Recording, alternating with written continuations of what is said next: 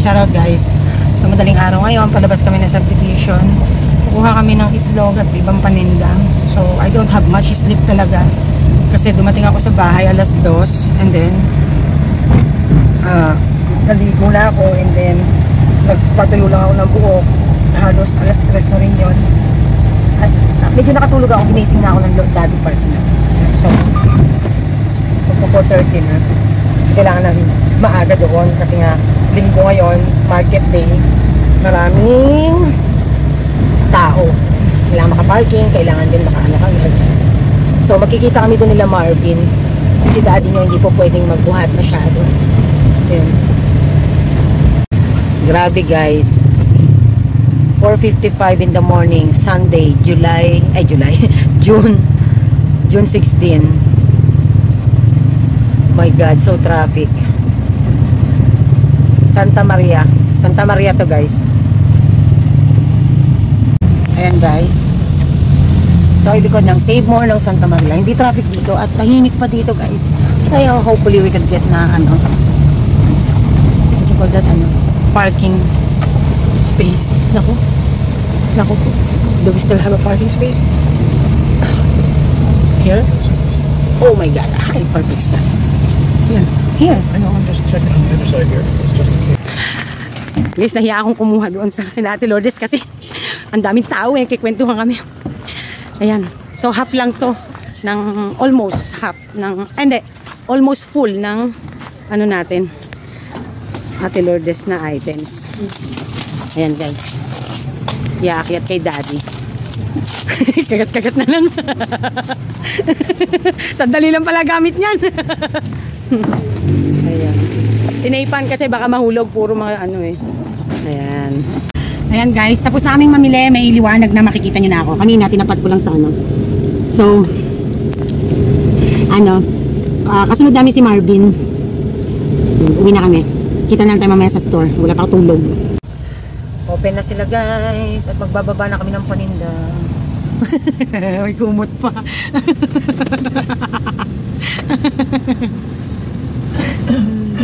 Nakakumot pa yung anak ko guys. Nakakumot pa. Ayan yung aking mga anak. Sila nagbukas ng tindahan. Ano oras na ba? Mga mukha pang 59. Madilim mga mukha. Madilim guys wait lang. Ayan na si Marvin para makatuwang si Daddy. Kasi hindi pwede magbuhat na mabigat si Daddy. 24 tray.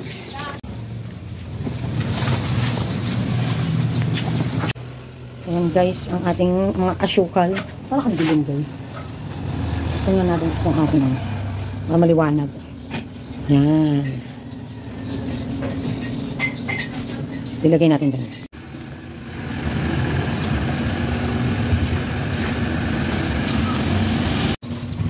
Marunong magtinda. Retail, wholesale. Magkano? Magkano ba isang tay? 72. Magkano isang tay? Ko alam. 128. 28 ba? Oo. Tama lang. Sabi mo, di mo alam. Hindi ko alam. Pinag-plus ko lang yung dalawang half time. Pinag-plus mo. 3, ito pa. 372.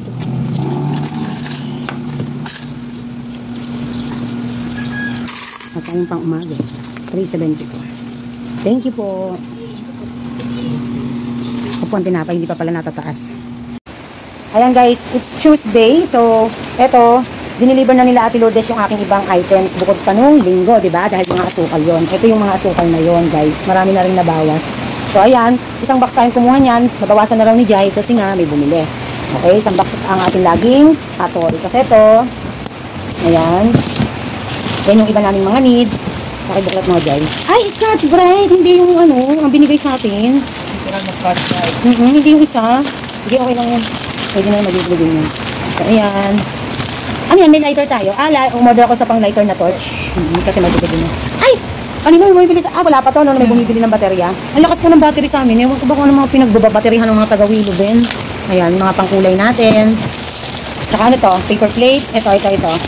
Yan. Ay, meron na tayo ng magandang sulat na ballpen. Ayan, ang taray. Hindi di maganda sulat nito? Yung HBW na dipindot. Meron ng Ate Lourdes. Kompleto. Okay, next box. Kompleto. Vlogger talaga yung nakalagay, hindi Mami Party. Ayan. Ayan, yung hinahanap sa atin. Lagi. Lagi kong hinahanap to sa amin. Tas kokwa, taray. Ang mga harina, yan na, sa wakas. Ayan, ang mga munggo namin. Oh, ano natin, baba natin, Jay? Ay, hindi pala magaang, Jay. Aray. Hindi pala magaang. Oh, ito. Yung kakulangan na 5 box kasi 10 box ang order ko. Abay, talaga ni Ate Lourdes. Lahat talaga binibigay. Iba talaga ang Ate Lourdes natin. The best. O, diba? Hindi na kami maubusan niyang. Dahil 10 ganito na yung binili ko talaga. At yung iba nating mga peanut. Kasi nauna yung peanut na maliit. So, ito yung sumunod. Small, medium, large yan eh. Ayun, yung mga peanuts natin. Pakita mo yung mga sizes ng peanuts natin. Ano ba yung mga nasa ilalim yan? Peanut pa rin. Oo, yan. Mga mabili sa amin yan eh. Nauna na nga ito, 30 pieces yung order ko. Ayan, kasi nga, kinapay, tapos pagluluto. Ayun, yan. Baba natin konti. Sunod na natin. Ito kasi guys, deliver yan kanina kasi nag-deliver sila Kuya Joseph. Mamaya pupunta tayo sa stock room. Maayos ba sa stock room? Hindi ka makasagot, ano? Ito. Ay, ito yung nakaraan pa. Yung mga ano natin. Okay, so itong nasa ano. Yun. Baulilay, malakas yan. Ito pa, ito. Ang ating mga ano. Ang ating mga... Bumili kaya si daddy ng ano, ng mini nung bumili ng bigas kahapon. Kasi sabi ko bumili ng bigas, ng mini nung bumili bigas kahapon eh. Nagagamit na kami mini. Kapay mo. Ayan. So yan ay yung ating mga ano. Tapos ano yung nasa ilalim? Yung ibang, mga iba pa asin. Mga asin. Harina asin. Okay. Yan yung mga orders natin. Kasi nag-focus talaga tayo sa mantika, asukal, at saka yun lang, yung mga iba't iba. Harina. Punta tayo dito sa magulo. Bakit ang gulo? Kung saan ang chichirya, iayos yan, ilagay lahat sa dapat kalagyan. So ito ang ating, kasama nung linggo na inuwi natin galing kay Ate Lourdes, isang sakong malagkit. Ayan. Uy, natumba na si BBB dito, si Royal B. Ayan. Tapos, aray ko. Ayan ang mga ito. Ito pa pala eh. Hindi nakita. Ayan. Ito yung mga iba nating candies. Mga iba nating stocks. Ano nga natin? Ilagyan natin ng ano. Ayan. So, ito yung iba namin. Lahat yan puro cup noodles. Puro cup noodles yan. Tapos ito yung... Ay! Dito lang nila nilagay, Jai. Oo. Pero dapat ilipat dito yung mga Red Horse natin. Ayusin natin. Ayan. Tapos ito itira na lahat yung ibang mga ano natin. Naku, ayusin naman natin yung bodega natin, Jai. Mukhang bodegang ano to. Ayan. Ha? Hi guys, Lady Han is here. Charot. So ayan guys, napakagulo ng ating bodega. Pero kanina po, nag-worth almost 14,200 around yung nakuha natin kay Kuya Joseph. And then nagbigay pa tayo ng another 15,000 para naman doon sa ating consignment terms or terms ng groceries. So ang kailangan na lang namin bunuan ay yung mga alak na mga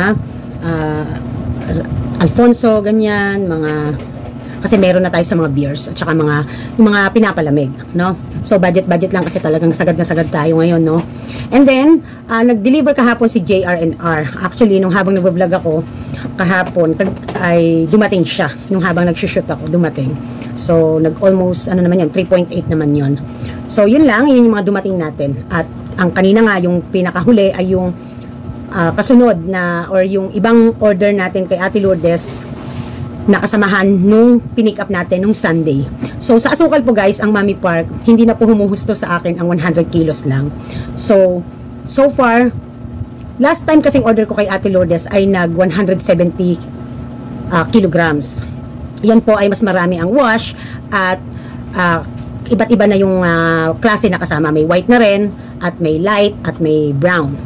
So hindi po talaga siya humusto. Kaya ang nangyari, umorder pa ako or bumili pa ako sa malapit dito. Nakaya ko rin naman yung presyong ibigay yung selling price ko kapag kay Ate Lourdes ko kinukuha ang asukal. Kasi po, mura po ng piso si Ate Lourdes sa palengke dito.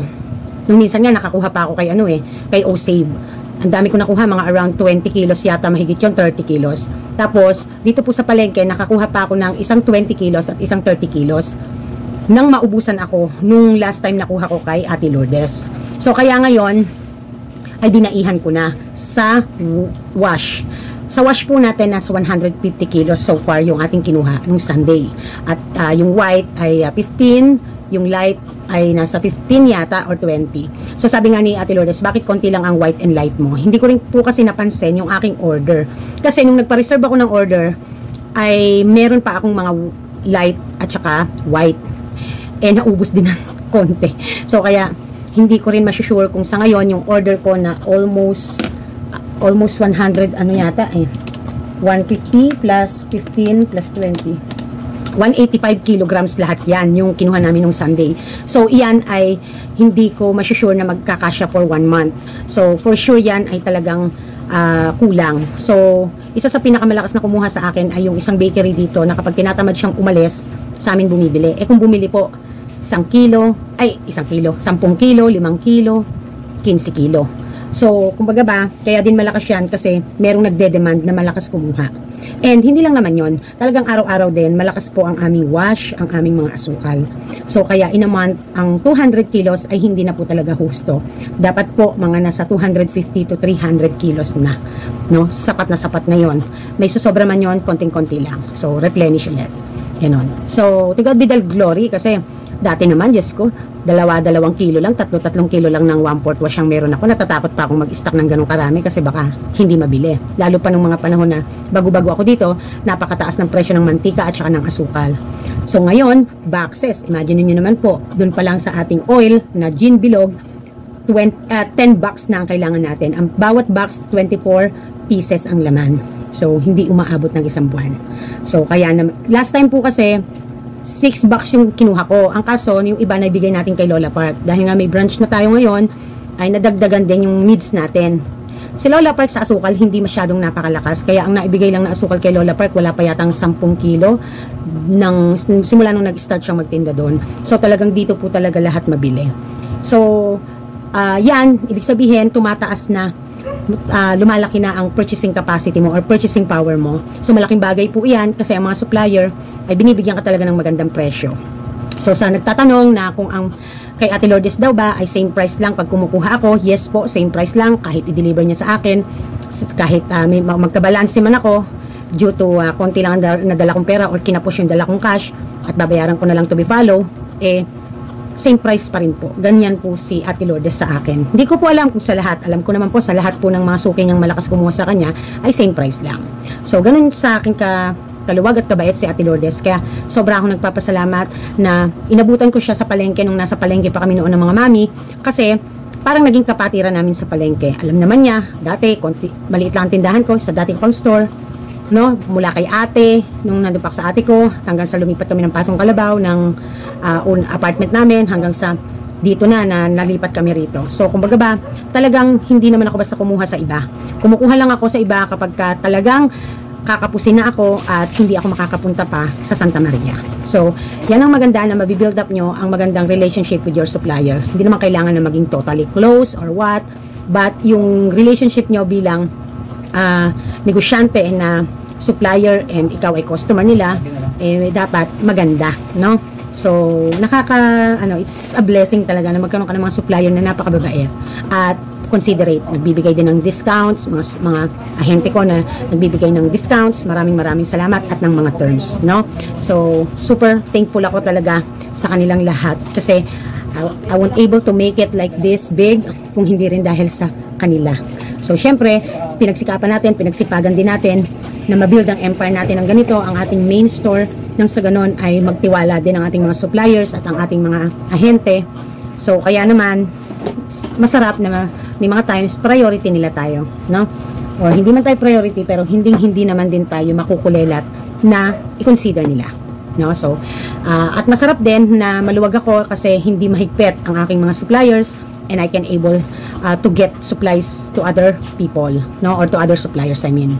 So, maalala ko nga, ma-share ko po sa inyo. Ang rules po ikaw na dyan. Ang rules po, isa po sa pwede kong sabihin sa inyo na yung sa under consignment terms, additional na lesson is, naalala ko po noon, nung umaten ako dati ng, parang yung na-awardan ako dati ni Aling Puring, Pure Gold, ng isa sa top, nasama ako sa top 20 na mga malakas kumuha sa kanila. Pang 16 ako yata, ganun. Alam nyo, naalala ko noon, yung na-discuss yung tungkol doon sa although hindi na nila ginagawa yun ngayon, parang in-stop nila, yung i-renovate nila ang iyong tindahan and they are going to, what you call that? They are going to supply everything na kailangan ng tindahan. Parang gagawin nilang junior pure gold, parang ganon. So, ang consignment po niyan, ang terms, ang special agreement dyan is 70% po yata, ay 80% ng mga grocery supplies mo ay sa kanila manggagaling. Only 20% ang pwede mo lang makuha sa labas. And then, magpapadala sila ng mga tauhan to help you to display, to arrange, to organize your store regularly. So, ganun po yung tinatawag din na isang under ng consignment and terms or deal, no? So, nandun din na maaari na silang magbigay sa'yo ng 15 days or 14 days terms. So, at the same time ay naka-lock in deal ka sa kanila or naka-lock in contract kasi sa kanila in 3 years. So, yun po yun. So, kung maalala nyo din po, no, na uso si Mary Mart, diba?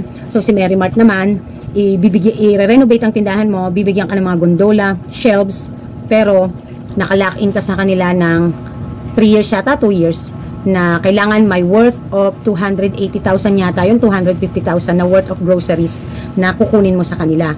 Although, ang pagkakaalam ko at pagkakadinig ko, hindi naman basta nasusunod yon, gawa nga kasi ng kasalanan din naman ni Mary Mart dahil wala sila ng minsan OS sila. Eh, syempre, ang kasari, kailangan bumenta niyan dahil lalo na kung fast moving yung OS sa kanila, kailangan nilang bumili sa labas.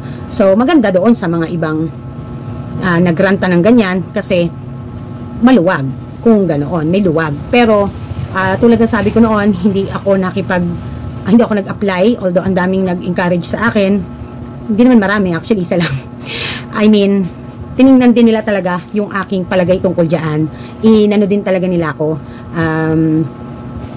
Inurat ako ng marami kung anong masasabi ko tungkol dyan, no? At binigay ko naman ang aking payo dyan at ang aking insight tungkol sa mga ganyang bagay-bagay. Kasi nga, sa totoo lang po, hindi minsan maganda talaga ang naka-lock-in deal ka o naka-lock-in contract ka kasi wala kang kalayaan. Although meron naman kasi syempreng dahilan kung bakit ila-lock-in kanila kasi business yan. So, ang pinagpapasalamat ko na lang is talagang sa mga decisions ko dito sa store, nakita ko talaga yung aking freedom na kahit saan ko gustong kumuha, kahit si EKC nga kahit nagbibigay sa akin yan ng terms, meron naman silang noodles, pero kumukuha ko kay DCFE. Kasi, ang plans ko dyan, hindi ko po pwedeng bitawan yung mga ahente na yan. Kasi in the future, pag nagkaroon ako ng mga ibang stores, kailangan ko sila. So, kaya, hindi ko sila basta binibitawan. So, yun ang point doon. Diba? E paano kung magkaroon ako ng branch sa Santa Maria, sa Plaridel, sa Giginto, sa ibang karatig bayan? Hindi naman makaka-deliver si si EKC dahil pandi lang siya. O kung may ahente ako, kung sino ang naka-assign dun sa area na yun, matatawag ko, diba? May contact na ako, hindi ko nabitawan yung ahente. Ang hirap pong maghanap ng ahente ngayon, no? Ang maganda talaga na lang dito, may mga ahenteng dumadalaw. No, may mga ahenteng nag-aalok. So, yun yung pinaka-ano.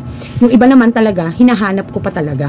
No, talagang ano. So, isa sa aking isa sa aking mga top priorities ngayon ay ang makaipon pa ng mga importanteng ahente tulad ni Unilever, ni Oishi, no? Yan ang mga kailangan ko. Actually, dapat magkakaroon ako ng WL Foods ahente eh. Hinihintay ko lang na tawagan ako. Parang hindi yata naasikaso nung nakita namin ni Daddy na isang ahente na hindi siya ahente.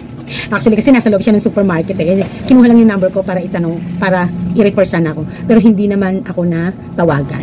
So, good thing na lang din, isa pa tong si Tita Tessie na binigyan ako ng ahente ng San Miguel products ng mga gin, no? At ang distributor pala niyan dito sa Bulacan ay si 14M. Eh, si 14M po ay aking ahente din sa Mighty Camel na sigarilyo at Winston, no? So, yan.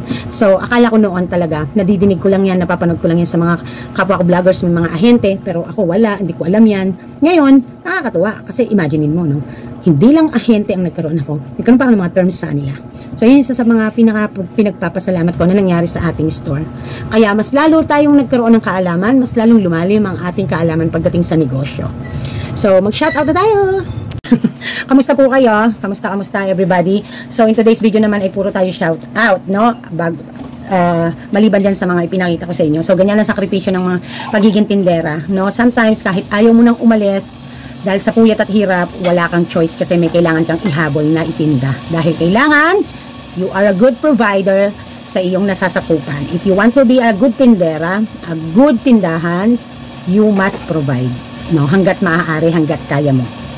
So, yun lang. So, mag-shoutout tayo. Na-miss ko kayo kasi hindi ako nag-shoutout sa video ko kagabi kasi nga, super haba. Hello, 34 minutes over ang ating lesson. Okay? So, sa mga natuto at na-inspire, maraming salamat po.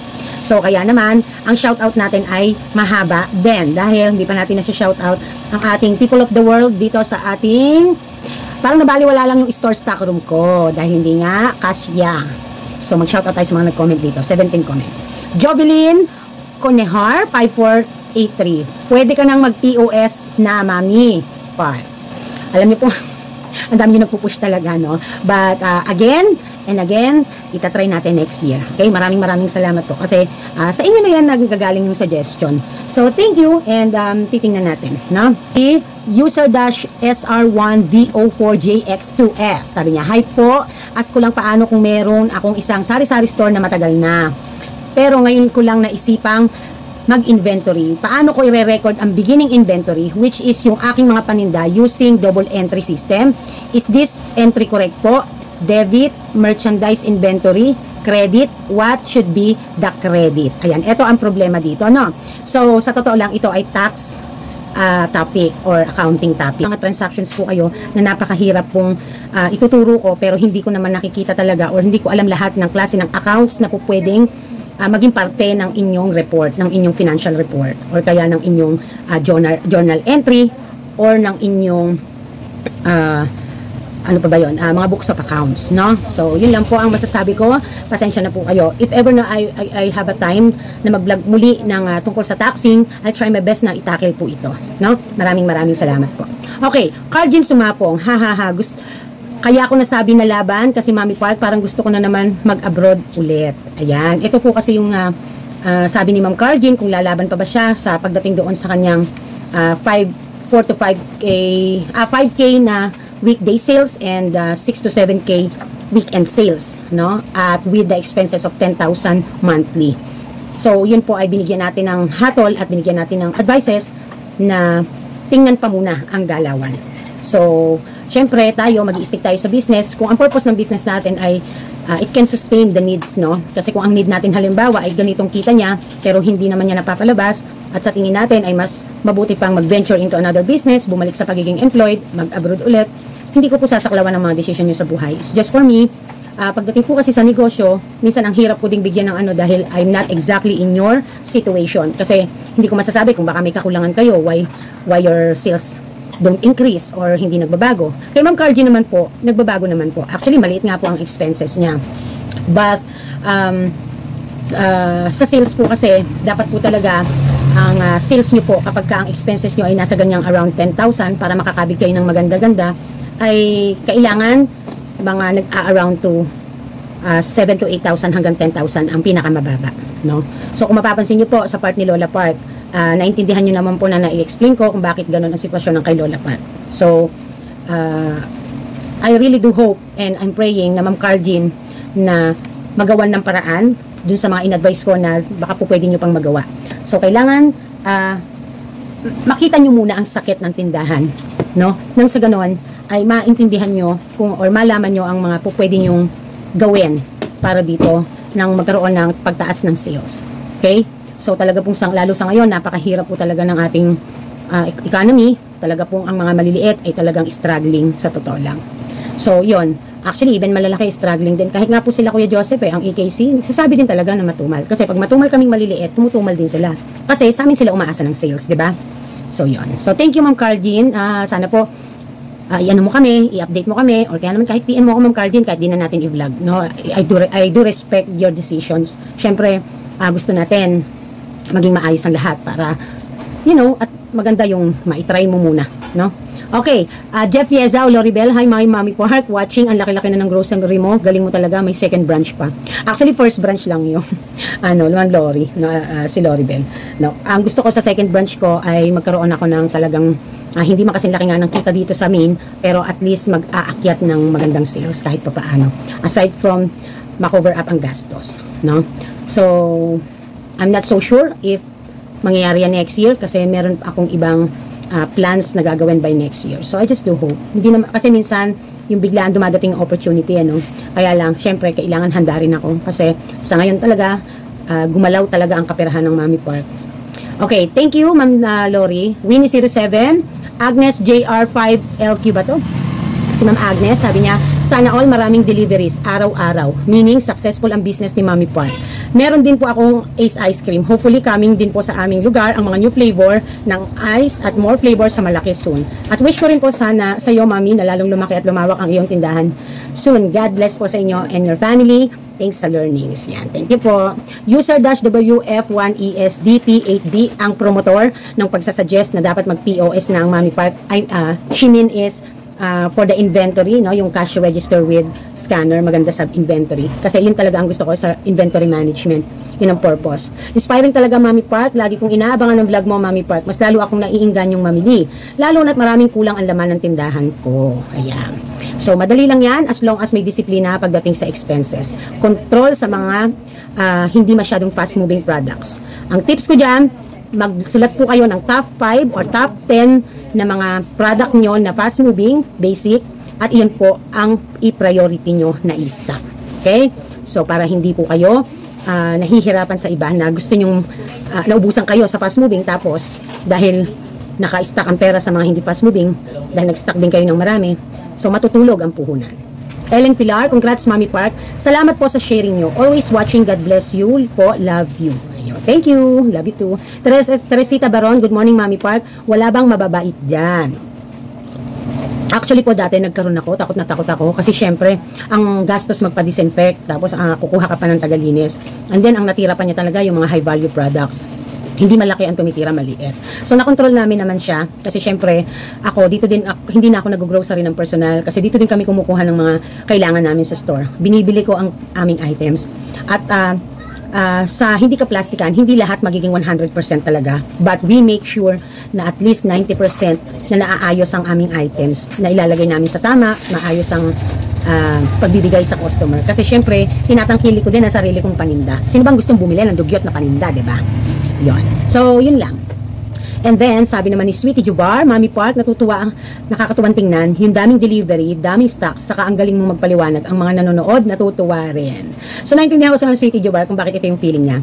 Alam niyo po kung bakit? Kasi mga kasabayan ko po ito ng mga vlogger noon. Yung, kumbaga ba, mga kasagsaga namin talaga, suportahan. Lalo na pag nagla-live ako. Kasi, dati, ang lagi kong hilig ay live kumanta. No? Yan ang hilig ko. Hindi ko na showcase talaga yung aking skills or yung aking galing, kung magaling man ako sa inyo, sa pagdating sa negosyo. Kasi I only have a small store. No? Hindi ako, although nasa almost 150,000 din ang laman nun kasi isang unit, puno iyon. But yung to experience the things na talagang na-engage talaga sa sinasabing negosyo na tulad ng nandito ako ngayon, before hindi ko ma-advise yung ibang mga bagay. Kasi hindi ko siya na-experience. Kasi ang sinishare ko sa inyo, yung experiences ko at yung knowledge ko. So, ngayon, siguro kasi nakikita ni Ma'am Sweetie na, yun na nga, ganyan na nga yung ano.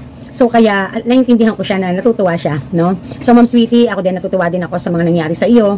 At maraming salamat kasi hanggang ngayon, magkasama pa rin tayo dito sa YouTube na nandito ka sa channel ko na kahit ako, wala na akong time para manood sa inyo. Mabati man lang kayo sa inyong mga channel. Thank you sa inyong lahat, no? Lourdes Mabana, sabi niya, sana all kulang ang stock room. Pakiramdam ko, habang pinapanood ko tong vlog mo, Mami, parang puno na rin ang tindahan ko. Salamat sa bagong idea sa display ng karton. Yung karton parang hindi makakiyat si Mabait. Ayan. So pagdating naman po doon sa sana all kulang ang stock room, kulang po talaga, honestly speaking. Sumisikip kami. But nung kahapon, Monday, nung nagpunta po dito yung aking mga landlords para mag-collect ng upa, tinanong ako if gagamitin ko daw ba yung likod, ano daw ba ang bala ko doon. Kasi yung likod po namin ay meron pang space. So actually kasi nga dati dapat, dahil walang paraan para makapag-extend ako kasi hindi ko naman iisipin na aalis yung aking katabi. Magi-stop, kaya nakuha ko yung unit na to, yung stock room. Ngayon tinatanong ako ni Ma'am Rowena na kung ano ba ang bala ko kasi nga ay parang ipapasurvey na niya para kung hanggang saan yung hangganan nung lupa kasi syempre para hindi matamaan yung next property, no, yung next na bahay. So nakikita ko dito na siguro kakausapin ko siya ulit if ever nahanda na rin kami at kung talagang tamang desisyonan na itutuloy yung dating decision na yon ang gagawin i-construct para maging stock room. So, titingnan namin kasi kailangan aralin din namin yung construction at structure ng unit. Baka kasi maapektuhan ang tibay at kung paano ang mangyayari kasi baka i-extend namin siya doon, yung stock room. Pero doon, ang ilalagay lamang siguro possible ay yung mga bote namin na nauubos ang laman. Gawa po kasi ng, sabi ni Jai nung aking panggabi, kung sana itong ating mga walang laman na nauubos ay hindi na dito nakalagay at puro may laman lang ang nakalagay. Baka medyo lumuwag pa. So, yan ay in the future, natitingnan natin kung magandang magkaroon ng construction dyan at magkaroon ng extension. Kasi maluwag pa po yung bakanting lote sa likod. Ang iniisip ko lang po ay kung paano magagawa na hindi maapektuhan ng mga plumbing na nasa ilalim para kung sakaling magkaroon ng problema, madaling magawa dahil kung sakaling masemento, kung huhukayin, magbubutas, syempre magkakalkal ng mga semento kung napasemento ko na dahil kukulungin na, diba? At syempre, kailangan may knowledge tayo pagdating sa construction kung paano yung mas makabubuti. So, yan ay hindi pa sa ngayon pero meron na naman pag-asa tayo na makapag-extend. Diba? Kasi talagang pinagagamit sa akin yan ng may-ari. Diba? Ang galing talaga. Talagang God will make a way always. Ano?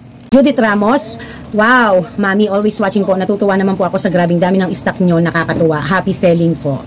Thank you, Tap. Sabi niya, parang mahihirapan kayong mag-transition from manual to POS, Madam. Lalo't may tindera po kayong ite-train dyan. I think maganda talaga pang inventory muna siya. Like what I said before, gusto ko siya in a way for inventory management, no? But syempre, gusto pa rin natin ay mag-level up din ang ating mga tindera, maturuan din natin sila na kung paano ginagamit, paano gumagana ang ating machine. Sa gabi ko, nanggaling siya ng may experience siya sa mga convenience store like Ministop. Ministop ba, Jai? So, madali. May mga alam na siya. So, yung isa ko naman, yun ang mahihirapan ako ng konti. Pero, like what I said again, hindi ko pa siya priority talaga. Hanggat kaya pa naman na mag-manual sa everything. No? So, yun lang. Thank you, Ma'am Tap. No? Tama ka naman din talaga. Juanito, San Mateo, 5574. Good PM. Wow, ganyan ang pinagpapala. Umaapaw pa at siksikan pa. Salamat po, no? Sa Chris Lane Magbuna. Hello, Mami. Always watching your vlogs na laging nakaka-inspire sa mga tulad naming small business owner. Keep inspiring us. Happy selling and God bless always. Ako din naman po, small business owner. So, katulad nyo din po ako. Kaya nga po kung may matututunan ako, share ko po yan sa inyo. Ina-update ko kayo kung anong journey ko, kung anong mga na-experience ko. Kasi nga, syempre, pare-parehas tayong business owners, iba-iba tayo ng sitwasyon, iba-iba tayo na encounter na learnings. So, kaya pag mayroon akong encounter at nakaka-relate kayo, nag-agree kayo dyan, di ba? Pagka sa comment. So, thank you, no po. Sobra akong touch kasi ini-inspire nyo din ako na gumawa ng mga quality videos para sa inyo. So, Judith Ramos again. Tama-tama, Mami Park. Kasi ito na po yung sa factors to consider for business, no? Yung aking last vlog. Sabi niya, tama, Mami Park, ignore mga taong galit sa akin kasi ayaw ko nang magpautang. Hindi ako nagpapa-apekto sa mga taong nega. May sakit na nga ako, iintindihin ko pa sila. Baka atake ulit ako, wag na po. Kaya hayaan ko na lang sila. Kung ayaw nilang bumili sa store, okay lang. Kung gusto, salamat. Fine and good lang po sa akin. Ang mas iniintindi ko po ay kung kailan ako gagaling ng husto. Tinderang masungit po ng Nueva Ecija. God bless, Mami Park. Ayan. Ayan. Maraming salamat, Ma'am Judith. So, sometimes po kasi, even we don't like to be masungit, it affects our health kasi, no? Sa ating health situation or health status. So, hanggat lang maaari, dahil tayo ay nasa world of business, world of sales, talaga pong may times talaga na ma-encounter natin ang mga negative scenarios. So, all we have to do is control ourselves, maging kalma na lang tayo, and syempre magpatuloy. No? Lalo na po at maganda ang inaakyat na sales ng ating negosyo, pag-iingatan natin. Thank you po, Ma'am Judith Ramos. Sweetie Jubar, hi Mami Park, watching, nice vlog. Teresita Baron, always watching, Mami. Jobilin Conihar, relate ako. Nasasabihan akong masama ang ugali. Bala sila sa buhay nila kasi di ako nagpapautang, lalo na akong bisyo. Malu Aguirre, Mami Park, Pretty Jangju. Sabi ko nga sa inyo, dito lang tayo sa cellphone pretty kasi maganda ang resolution. No, yan ang solusyon para sa magandang muka. Cellphone na matino. Actually guys, last night we had a very long and good talk ni Ma'am Malu Aguirre about life, about the her personal life, sa personal life ko din, nakaka-relate kami sa isa't isa, ganyan. So, ang dami namin na pag-usapan at talagang nakita ko si Ma'am Malu sa yung kanyang face sa, sa picture. Ang ganda ni Ma'am Malu, grabe, kahit ang ganda niya na, ang ganda-ganda niya. Naiya ako talaga sa itsura ko, ang ganda ni Ma'am Malu, kahit paedad na, ang ganda. Ma'am Malu, sana all pretty, no? Sabi niya, I admire you in your good perspective in life. You're in a right track as a businesswoman as well as being vlogger. Tama na, dead ma lang sa mga nega, hindi yung tamang hinala na nga, patola pa. Just saying, happy selling. Ayan. Thank you po, Ma'am Malu. Tawa talaga sa mga pinagkwentuhan namin kagabi kasi tungkol sa family namin, sa mga anak, sa pagiging tindera, ganyan. Ellen Pilar, belated Happy Father's Day. Ay, eto pa, natawa ko, sabi pa ni Ma'am Malu, ang swerte natin sa mga asawa natin. Doon ako na-touch kasi alam nyo kasi masarap talaga ang pakiramdam na kapag ang kapartner mo sa buhay ay kapartner mo din sa negosyo at tapos kasundo mo, ang laki ng tulong. Tapos ikaw na asawang babae, hinahayaan ka lang maging mabunganga. Yung understanding ba, ganun? Tawa ko ng tawa. Sabi niya, parehas kaming mabunganga ni Ma'am Malu. So yan, ano ba yan? May nalipad. Ayan. Ellen Pilar, belated Happy Father's Day kay Lolo Park at Daddy Park. Always watching, God bless you, love you po. Ayun, nakalimutan ko nga palang bumate, no? Belated Happy Father's Day sa lahat ng mga tatay, nagpapakatatay, tumatay yung tatay. Alam niyo po, it's easy to be a father, but it takes a good man to be a dad. So, kaya, mabuhay ang mga ama na ginagampanan ang kanilang tungkulin bilang magulang sa kanilang mga anak at bilang asawa sa kanilang mga wifey. Okay? So, mabuhay tayong lahat, no? Agnes JR 5LQ. Ganda ni Mami Park Blooming. Sinabi ko nga pong cellphone lang yan. Ayan. Thank you. Ayan. Ate JTV 5712. Magandang hapon po, sis. Here I am again. Nood po habang nagbabantay ng tindahan ko. Same here po. Walang pahinga most of the time. This is really our life, pero okay lang, we are giving good life to our family, which is true, no? So, sa mga nagsasabing maganda talaga si Mami Park, nagpapasalamat po talaga ako sa Samsung cellphone ko, A12, na meron po siyang natural filter, no? So, hindi ko na kailangan pang i-adjust ang aking cellphone at lumalabas po na ganyan na agad. So, salamat dahil sa aking pagbablog ay maganda ang peslak ng ina nyo. Okay? So, yon. So, ang iiwan ko sa inyo, guys, na advices or wisdom is, tandaan nyo, lahat ng bagay makakamit nyo kung marunong kayong maniwala sa inyong sarili. At tandaan nyo, walang ibang tutulong at kayo'y makakapitan kundi ang Panginoong Diyos. Iiwan kayo ng lahat, pero ang Panginoon nandyan lang. So, lagi-lagi kapag may natatanggap na blessings, alalahanin si God. Hindi yung parang inuna pang mag-post sa Facebook ng mga na-achieve bago magpasalamat. Okay? So, yun lang. At tamaan ay huwag magalit. This is Mami Park and this is Tim Park nagsasabing Tindera is my proud career. Fighting! Bye! Mwah!